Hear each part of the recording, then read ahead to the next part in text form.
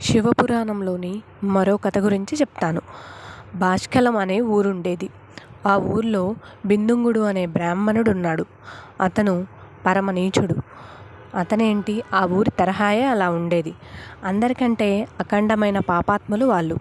వాళ్ళందరిలోకి ముందుండేవాడు ఈ బిందుంగుడు. ఒకసారి అతడు ఒకానొక వేశ్యను చూసి తనకి అలవాటయ్యాడు. అప్పటి నుంచి భార్య ముఖం చూడడమే మానేశాడు. బిందుంగుడి భార్య చెంచుల భర్త ప్రవర్తనకు ఆమె ఎంతోగానో బాధపడింది.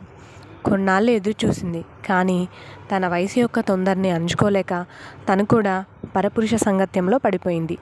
భార్య జారిణిగా మారిన సంగతి బిందుంగుడికి తెలిసింది. తక్షణమే ఇంటికొచ్చి భార్యను కొట్టాడు. ఆమె ఏడుస్తూనే తన బాధను చెప్పింది. నువ్వు సుఖపెడతావని నిన్ను కట్టుకున్నాను. రోగమో రెస్టో అయితే నా కర్మ అనుకునేదాన్ని. ఆరోగ్యంగా ఉండి నువ్వు వ్యభిచారణలతో సుఖపడుతూ నన్ను నిర్లక్ష్యం చేస్తే నేనేమైపోవాలి? నువ్వు తిన్నగా ఉంటే నేను ఇలా ఎందుకు చేస్తాను అని అడిగింది బిందుంగుడిని. బిందుంగుడు చాలా విశాల హృదయంతో భార్యను అర్థం చేసుకున్నాడు. అందువల్ల చెంచుల, నేను వ్యభిచారించినదే ఉండలేను. నీవు పురుష సంపర్కం లేకుండా ఉండలేవు. అందువల్ల ఇద్దరం ఒక ఒప్పందం చేసుకుందాం. నువ్వు జారినిగానే తిరుగు. జారుల దగ్గర డబ్బులు సంపాదించి నాకు ఇవ్వు. నేను వ్యభిచారం చేసుకుంటాను. అప్పుడు మన ఇద్దరికి ఏ గొడవలు ఉండవు. నువ్వు సంసార స్త్రీలాగా, నేను నీ భర్తలాగా చలామణి కావచ్చు అని సలహా ఇచ్చాడు. చెంచుల అందుకు అంగీకరించింది. రోజులు అలా సాగుతుండగా బిందుంగుడు ఒకనాడు హఠాత్తుగా మరణించాడు. చెంచుల విధవరాలైపోయింది. అయినా తన జారత్వం మానలేకపోయింది. కాలవశాన చెంచుల గోకర్ణ క్షేత్రం వెళ్ళింది. అక్కడ మహాబలేశ్వర ఆలయంలో పురాణ శ్రవణం చేసింది. పాపులు ఎలా నరకానికి పోతారో, ఎలా హింసించబడతారో వింది. అది వినగానే ఆమెకు భయం వేసింది. ప్రవచనాంతరం ఆ పౌరాణికుణ్ణి కలిసి తన కథనంతా చెప్పింది. తన పాపానికి పరిహారం చెప్పమని అడిగింది. అతడు ఆమెను శివపురాణం శ్రవణం చేయమన్నాడు. ఆమె అలాగే ఆచరించింది. ఫలితంగా దేహాంతంలో కైలాసం చేరి గౌరీదేవి ఇష్టసఖులలో ఒకరిగా మసలసాగింది.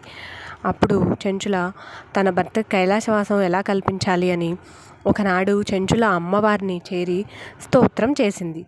తన నరజన్మ గురించి చెప్పి బిందుంగుడి విషయమే ప్రశ్నించింది. అమ్మవారు ఆలోచించి, అమ్మాయి, నీ భర్త మరణించి నరకం చేరాడు.